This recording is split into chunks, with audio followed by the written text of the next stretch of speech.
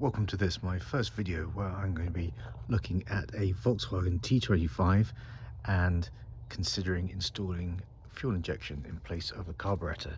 So this van is a 1988 van and it has the 1.9 litre DG engine in it as standard. So that's got a carburetor. Now what's happened here is that this engine has actually been replaced with a 2.1 litre engine, which is a high compression engine and performs a lot better, 112 horsepower rather than a massive 78.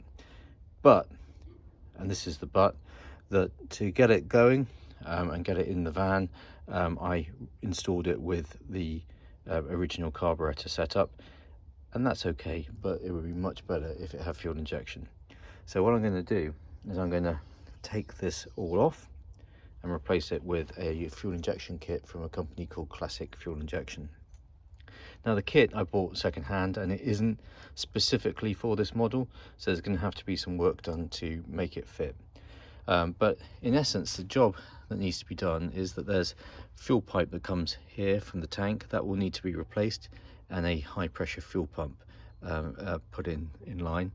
The carburetor will go, the fuel return pipe that goes back to the tank, that'll have to be changed, but the main thing is in the middle here, the inlet manifold, which is this arch that goes across here, and the carburetor that sits on it, that will have to come off and be replaced by the model that was used in the 2.1 litre engine. So the hardware will come from the 2.1 litre engine original setup, and all the electronics and injectors will be new, as will the computer that's going to fire it.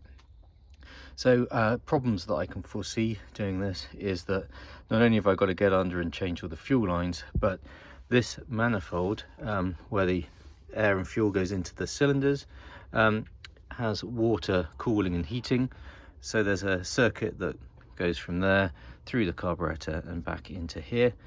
That needs to be unplumbed and blanked off because the new system doesn't have that.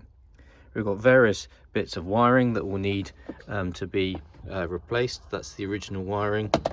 The distributor, this distributor has little advanced weights in it, so as it spins, the centrifugal force forces them out, and that changes the timing, so the timing of the engine spark changes as the engine gets faster.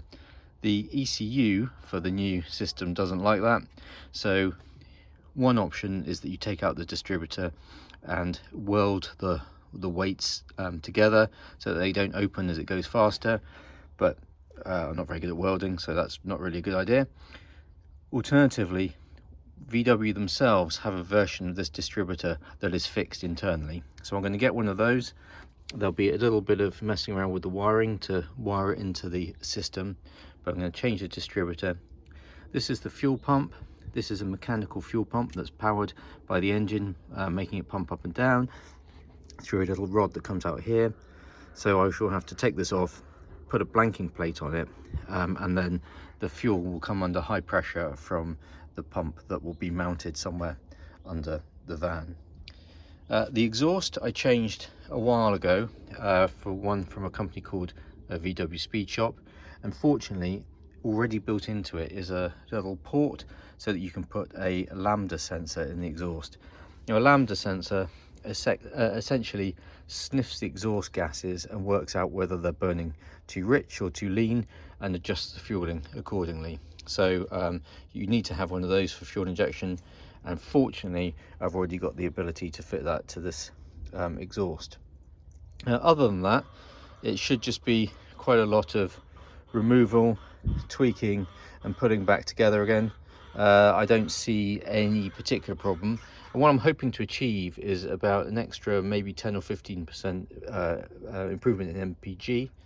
The engine should be a bit more flexible. So I drove this over the Alps last year, and at 2,500 meters the air is obviously a lot less dense, the fuel became very rich, and the engine was sort of rasping and chugging. I mean, it was fine, and it had quite a lot of load in it. We went right over the top of the mountain pass rather than through the tunnel a bit lower down, and it was great, but with fuel injection it would have been even better. So there we are. That's the master plan. Lots to potentially go wrong, lots of things I need to sort out. So the new fuel injection, the throttle is different to the carburetor, and somehow I need to find a way of putting in some kind of air filter that'll probably go here. I mean, this is the DG air filter that will be coming out. It won't probably tie up with the throttle from the fuel injection system, so that probably won't work. So there'll have to be an aftermarket version of that. These pipes here, this takes hot air into the air filter to pre-warm it for the winter. I suspect we won't need that any further. We'll probably have to do some other bits of tinkering around with the coolant system, but hopefully it's all doable. I think as long as I've planned it properly, it's probably a day's worth of work, maybe a little bit more. The tank is going to be interesting, the fuel tank, because it's got fuel in it. It's the basic position, and it's quite flat, so you have to have it really empty for fuel not to come out. So I need to find a way of being able to actually switch the pipes to the new ones without really having to drop and drain the tank, because that would just add hours of work, and I just think it's unnecessary. But I'm hoping that maybe if I get the back end of the van up on some ramps, that the fuel tank, there'll be very little pressure in it, and I can whip one pipe off and stick the other one back on pretty quickly without having to worry too much. So in terms of the tank and the pipe work for that, if we look under the side of the van, we'll see if we can see it. So there's the fuel tank. It's underslung right under the middle of the van, and here you'll see the fuel takeoff. This will be the fuel running to the fuel injection system. And it's got a big fuel filter there. I've got a new different one that will go with the pump, but essentially the filter will remain in that position, and then somewhere here on this rail we'll have to mount the fuel injection high pressure pump.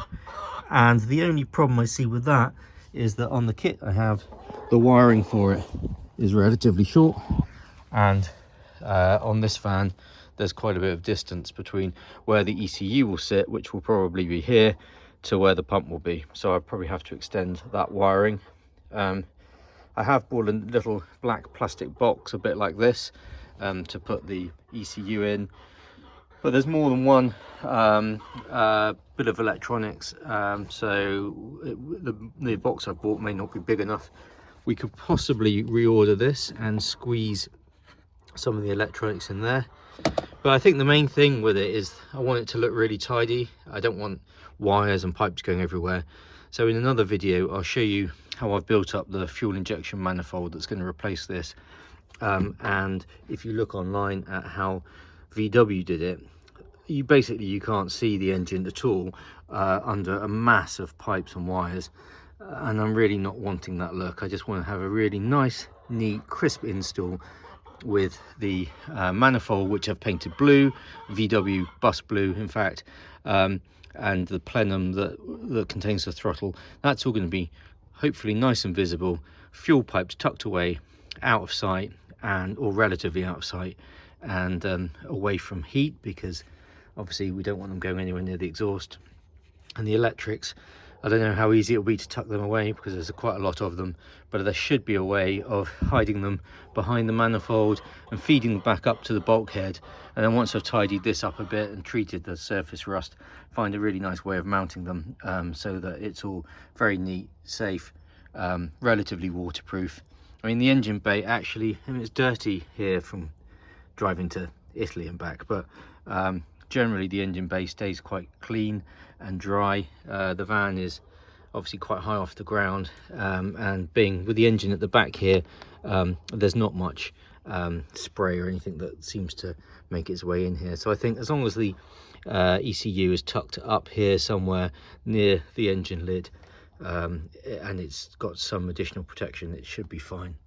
The other alternative would be to feed the wires through the bulkhead that's underneath the seat, and install it somewhere in the cab, well, not in the cab, in the cargo section of the van, where it be sort of warmer and drier in theory, but I think that's probably overkill for these purposes, and we're going to end up with other problems, such as trying to feed the wiring through, making sure it doesn't rub on anything, I'd rather have it all in one place where I can tuck it up nicely out of the way, and hopefully it will remain safe and sound. Finally, these 3 bolt holes here are mounting for a fuel injection, not fuel injection, for the air conditioner bracket. Not very many UK vans had air conditioning, but I'm going to try and install it. This is the big shiny bracket that's going to bolt in there. It's a bit of a squeeze. It has really bizarrely long bolts to fit it, so I've got to see, I've got someone order, because I didn't, the part I got from the States, and this came all the way from California, where there are lots of air conditioned vans.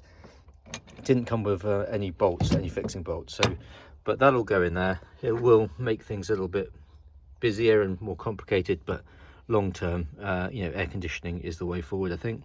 The compressor is fairly massive, and that effectively is clamped somewhere about here, and the air conditioning pipes then head off down that way under the van and to the front, where they, you know, go into the dash. And I'm not sure whether the radiator will go under the van or in the front behind the normal radiator, but somehow that will have to be fitted in. But that's a project for another day. At the moment, with temperatures in the UK being around freezing, I certainly am not feeling motivated to fit air conditioning with any great urgency. So there we are, that's the project, and next video will be about the inlet manifold.